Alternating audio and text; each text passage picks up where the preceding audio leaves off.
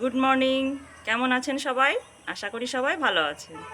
এখন বাজে 6টা 25, কিন্তু দেখুন কত ভোর থেকে সবাই যার যার মতন ব্যস্ত, সব ব্যস্ত জীবন। এই যে স্কুল শুরু হয়ে গেছে, মর্নিং স্কুল। সব ছোট ছোট বাচ্চারা স্কুলে চলে এসেছে, হই হই চিৎকার, সব গার্জেনরা নিয়ে চলে এসেছে।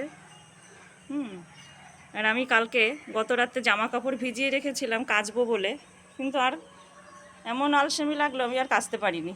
তো সকালে উঠেই দেখুন আগে এগুলো কেচে এখান দিয়েই নিচ দিয়েই নেড়ে রেখে দিয়েছি। এত রোদ, আমার আর ওপরে যেতে হয় না, এখানেই বেলা বাড়তে বাড়তে শুকিয়ে যায়। এই যে একটু বেশি জামা কাপড় হলে আবার ওপরে নিয়ে যেতে হয়। রাতে কাচতে ইচ্ছা করলো না দেখে আগে সকালে উঠেই আগে কেচে নিলাম। ইতিমধ্যে কিন্তু আমার বাসি কাজ সমস্ত কিছু গোছানো হয়ে গিয়েছে, ঘর ঝাড়ু দেওয়া, উঠোন ঝাড়ু দেওয়া, যা থাকে আর কি। এই যে সকালে উঠে কলমি শাকগুলো রাত্রে বেছে রেখেছিলাম, এখন আমি লবণ জলে ভিজিয়ে রেখেছিলাম, এই যে ধুয়ে নিয়ে এসেছি। এবার কেটে নেব। সকালে যদি রান্না করে দিতে পারি ওর বাবা খেয়ে বেরিয়ে যেতে পারবে, আর যদি দুপুরে রান্না করি তাহলে ওর বাবার কালকে খেতে হবে, যেহেতু রাতে খায় না, তখন ফ্রিজে রেখে দিতে হয়। আপাতত আমি অল্প করে ভাত বসিয়ে দিয়েছি। হ্যাঁ, সকালে ভাত খাওয়া সেরকম কেউ নেই, ওর বাবা খেয়ে যাবে 1 মুঠ, আর ছোট মেয়ে খেয়ে যাবে 1 মুঠ। আমার এই যে কলমি শাক ভাজা হয়ে গিয়েছে। কালকের অর্ধেক চাল কুমড়ো ছিল, সেটা আমি আজকে একটু সয়াবিন দিয়ে রান্না করব।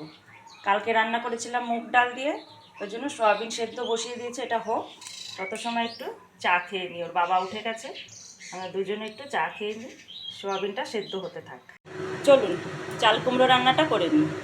এই যে আচারে তেল দিয়েছিলাম, সেই তেলটা অনেকটা ছিল, গরম করেছিলাম তো সেই তেলটা বাটিতে ঢেলে রেখেছি, সেখান থেকেই তেলটা দিলাম।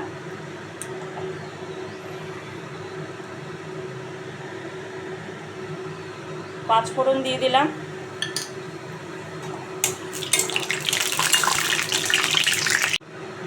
এবার দিয়ে দেবো আদা কুচি,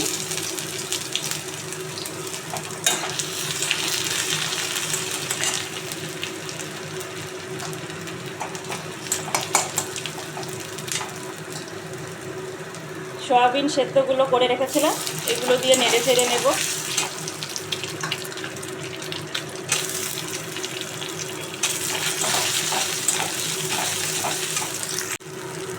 তো আমি ভালো করে ভেজে নিয়েছি। এই যে চাল কুমড়োটা এবার ঢেলে দেবো, এর মধ্যে কাঁচা লঙ্কা কুচি আছে।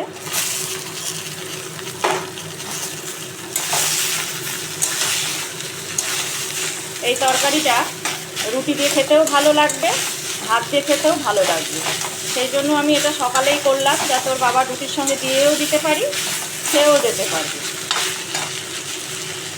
আমি এর আগে লবণ হলুদ দেইনি, এখন দিয়ে দিলাম লবণ হলুদ। এবার আস্তে আস্তে আমি এগুলো ঢাকা দিয়ে কষিয়ে নেব। ওদিকে তো চাল কুমড়ো হচ্ছে, বাইরে সুন্দর রোদ উঠেছে। তো এই যে আমার 3 বোতল আচার হয়েছে, এগুলো একটু রোদে দিয়ে আসি। চলুন গিয়ে এগুলো একটু রোদে বসিয়ে রেখে আসি। এখানে কিছু বড়িও রোদে দিয়ে গেলাম পেপারে বিছিয়ে, আর এইগুলো হালকা একটু মুখ খুলে খুলে বসিয়ে দিয়ে গেলাম। আমি কিন্তু এর মধ্যে একটা বয়ামের মধ্যে একটু রসুন থেতো করে দিয়েছি, আর এগুলো নিরামিষই আছে। হ্যাঁ, টেস্টের জন্য একটু রসুন থেতো করে একটাই মিলিয়ে দিয়েছি। মোটামুটি আমার কষানো হয়ে গিয়েছে। আমি এবার একটু স্বাদের জন্য চিনি দিয়ে দেব,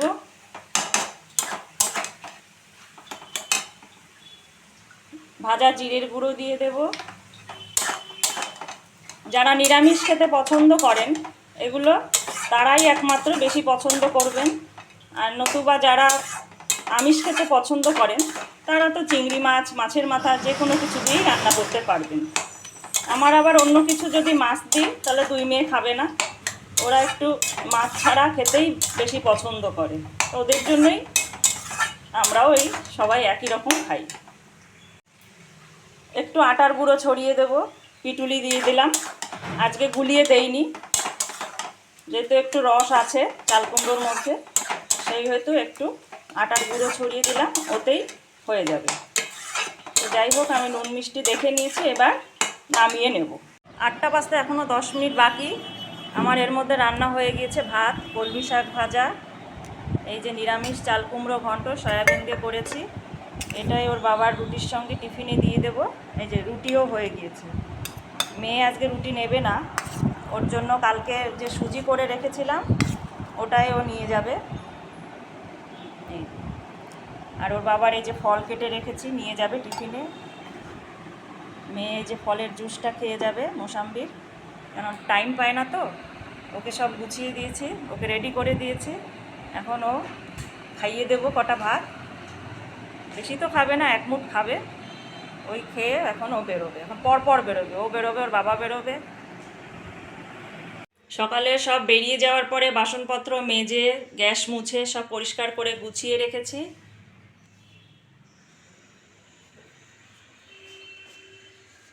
এখন যাব ঘর মুছতে, ওপর থেকে পুরো নিচটা অবধি মুছে নেব। তো এখন যাই ওপরে।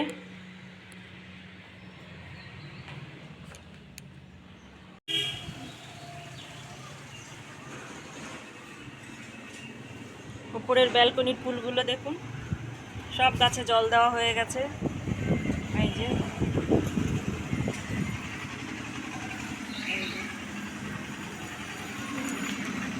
নিচটা দেখুন, ওই যে জবা গাছটায় কত সুন্দর ফুল ফুটেছে। নিচে সমস্ত গাছে জল দিয়ে এসেছি।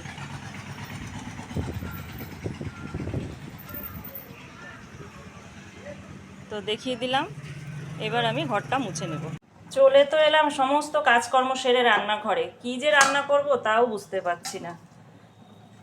কয়েকটা দিন আমাদের নিরামিষ খেতে হবে, খুব ঝামেলায় পড়েছি। তো আপাতত দেখি কি করব, আমি নিজেও জানি না। সয়াবিন দিয়ে দিলাম, আদা কুচি দিয়ে দিলাম, একটু লঙ্কা দিয়ে দিলাম, দিয়ে আমি এটা একটু গ্রেট করে নেব। আরেকজন, এই যে আরেকজন এসে ডাকাডাকি করছে, খাবে এখন, খিদে পেয়েছে। চল, এই যে বিস্কুট ভিজিয়ে নরম করে দিয়েছি, এবার খাবে। ও কিন্তু আমাদের বাড়িতে থাকে না, ও মাঝে মধ্যে বেড়াতে আসে, একটু খিদে পেলে খায়, শুয়ে থাকে, ও আবার ওর মতন ও চলে যায়। তো খাক। কড়াইতে আমি যে সয়াবিনের পেস্টটা করেছিলাম ওটা দিয়ে দিচ্ছি, লবণ দিয়ে দিচ্ছি, একটু হলুদ দিয়ে দিচ্ছি, দিয়ে আমি এবার এটা কষিয়ে নেব। আমি ভালো করে কষিয়ে নিয়েছি। এখানে একটু বেসনের গোলা তৈরি করে রেখেছি, একটু বাইন্ডিংয়ের জন্য একটু বেসন দিয়ে দিলাম। তো আমি প্লেটে তেল মাখিয়ে এইভাবে করে নিয়েছি। দেখা যাক, ধোকার আকারে কেটে নেব। তত সময় ঠান্ডা হোক, আমি এদিকে একটু আলু সেদ্ধ করে নিই আর মশলা বেটে নিই। রান্নাঘরে এসে ভেবে পাই না কি রান্না করব, কি রান্না করব। এই চিন্তা করতে করতেই সকাল থেকে দুপুর, দুপুর থেকে রাত, রাত থেকে সকাল চক্রাকারে চলতেই থাকে। তো প্রথমে তো বুঝতেই পারছিলাম না কি রান্না করব। তো যাই হোক, সয়াবিন কটা সেদ্ধ করা ছিল দেখে চিন্তা করলাম সয়াবিনের নর্মাল তরকারি না করে একটু ধোকা করে নিই। তো ওদিকে আমি ওগুলো রেখে দিয়েছি ফ্রিজে একটু তাড়াতাড়ি জমাট বাঁধার জন্য। এদিকে আমি আলু সেদ্ধ করে নিয়েছি, আর এদিকে পটলটা কেটে আমি এটা একটু সর্ষে পটল করে নেব। এদিকে আমি সর্ষে, জিরে আর কাঁচা লঙ্কা বেটে নিচ্ছি পটলে দেওয়ার জন্য। এদিকে আমার আলু সেদ্ধ হয়ে গিয়েছে, পটলটা হয়ে গেলেই আমি ধোকাটা করব। পটল আমার মোটামুটি ভাজা হয়ে গিয়েছে, ঢাকা দিয়ে করেছি, বেশ নরম হয়ে গিয়েছে। এবার আমি এই যে সর্ষে আর জিরে বাটাটা দিয়ে দিলাম। এবার আমি ভালো করে কষিয়ে নেব। আমি এর মধ্যে হলুদ দিয়েছিলাম, তখন দেখানো হয়নি। এবার গরম জল দিয়ে দিলাম।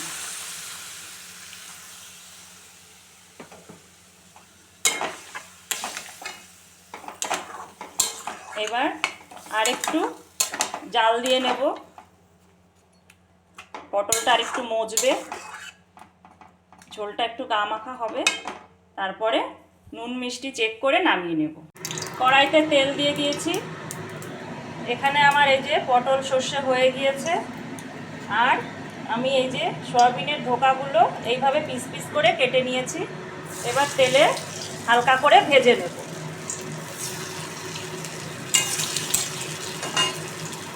এবার আমি এগুলো ভেজে নেব। এই যে ভেজে নেওয়ার পরে এরকম দেখতে হয়েছে। এই যে আমি এদিকে 5 ফোড়ন সম্বার দিয়ে আলুটা ভালো করে ভেজে নিচ্ছি। এর মধ্যে হলুদ দিয়ে দিলাম,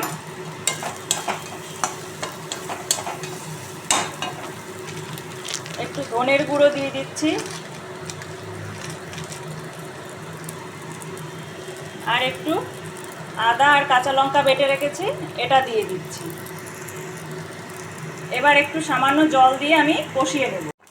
আমি নুন মিষ্টিটা দেখে নিয়েছি, ঝোল হয়ে গিয়েছে। এর মধ্যে সয়াবিনের ধোকাগুলো দিয়ে দিলাম, বেশি জ্বালাবো না, তাহলে ভেঙে যাওয়ার সম্ভাবনা আছে। আচ্ছা, ভাজা জিরের গুঁড়ো দিয়ে দিলাম, আর একটু গরম মশলার গুঁড়ো দিয়ে দিলাম। ব্যাস হয়ে গিয়েছে আমার সয়াবিনের ধোকার তরকারি। তো দেখা যাক, খেয়ে ওরা দেখুক কেমন হয়েছে। আমি এবার সার্ভ করে নেব। এই হচ্ছে আমার দুপুরের সামান্য আয়োজন। এই যে সয়াবিনের ধোকা রেডি, সর্ষে পটল ভাত করেছি, টক দই আছে, শসা কেটে নিয়েছি। এখন বড় মেয়ে বাড়ি আছে, আমরা দুইজনে খেয়ে নেব, আর যারা নেই তাদের তরকারি একটু তুলে রেখে দেব। তো যাই হোক, ভিডিওটি এখানেই শেষ করছি। কেমন লাগলো অবশ্যই জানাবেন।